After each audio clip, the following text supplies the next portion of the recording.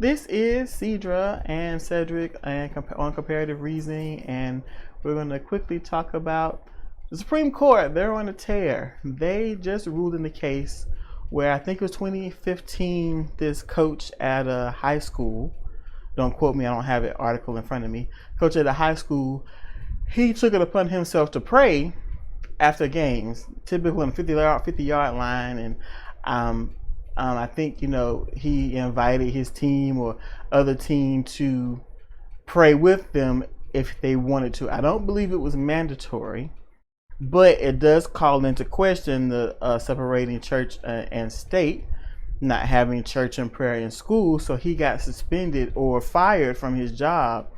And obviously he sued, and it got to the Supreme Court. And the Supreme Court has ruled that the school shouldn't have fired him. He should be able to go to the 50-yard line and pray, and there should be no bones about it.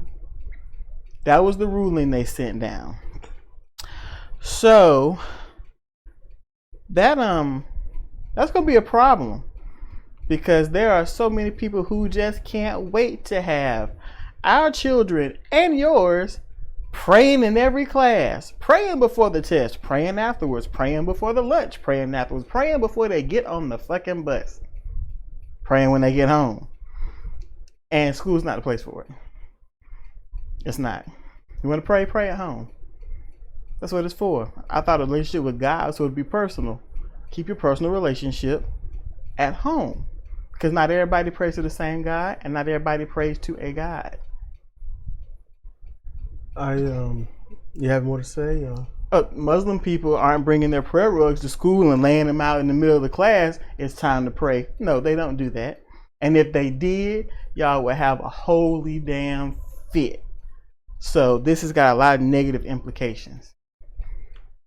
The ruling of the separation of church and state is so that one religion is not dominant over another, and neither religion can dictate how the government and or states are ran. So when you think about that and have a clear understanding that this is, because of how things are going, it's a Christian nation, no one can get elected. There has been, yes, one or two or three, but predominantly, majoritarily, it's you aren't going to get voted for unless you are Christian. If you are of Muslim, choice, Islam, or if you are Buddhist, Jewish faith, or anything, then they're going to call you a terrorist, and they're not going to vote for you. That is placing one religion over another. That is undermining the equality of the freedom of religion. And so you have to take into account that at some point, some coach or somebody is going to, they're going to start saying, look, well, you know what? I coach my team and we are going to pray to Allah 50-yard line when the game is over, win or lose, and or before the game.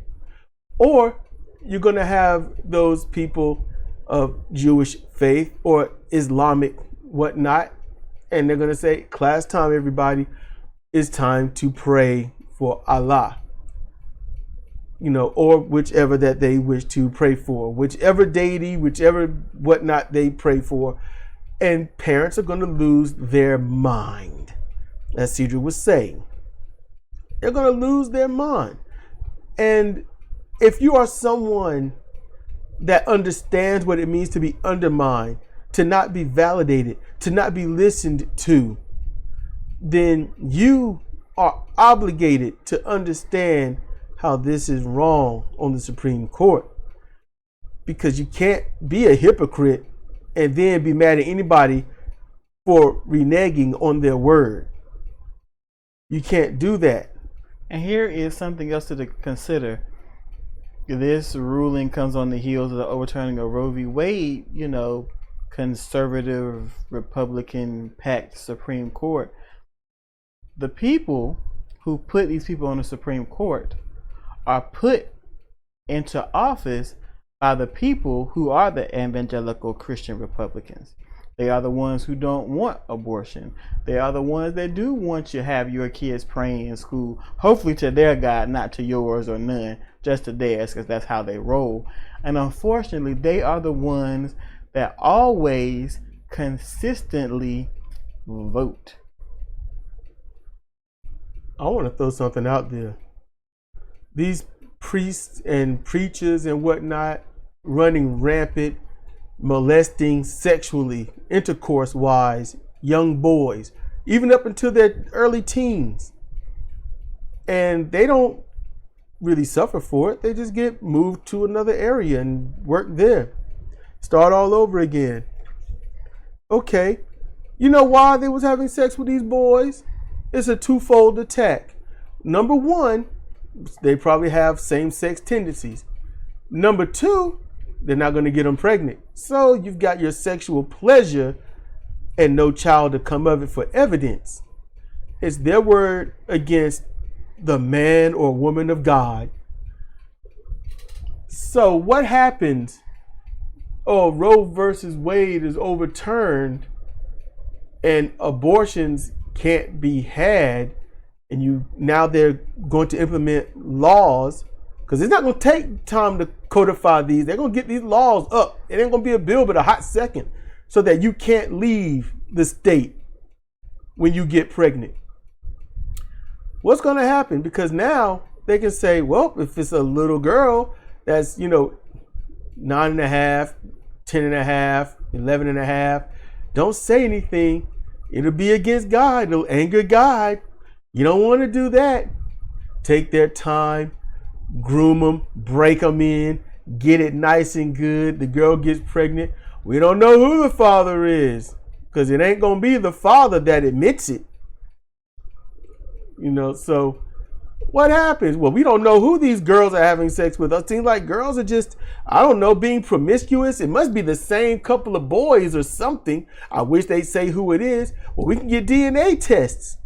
What's the point of a DNA test? So you find out who the father is. You can't do nothing to him. There's nothing you can do. You'd be like, okay, I'll go to prison. I'm still gonna have my kid. I got a youngling waiting for me when I get out. So he's all right. And then if it's a preacher, well, hey, you'll just get moved to another church, right? You don't want to stay in the same area where you're going to have to raise the kid. Move. Have somebody else take care of it. They get moved around. There's 100 counties in North Carolina. There's a whole lot more out there in Texas and in other states. And they get to get moved around to various churches in one county alone. So imagine how long it's going to be until they get ran out the state. And then they got a new state to worry about. So that's a lot of kids they're going to be having. A lot of kids born out of a lie, born out of rape. And in certain cases, it's probably going to be some incest. And there's going to be no abortion allowed. And I can guarantee, whether it's your Christian faith or any other faith, they're going to tell you to solve it, you have to pray about it. Thank you for listening.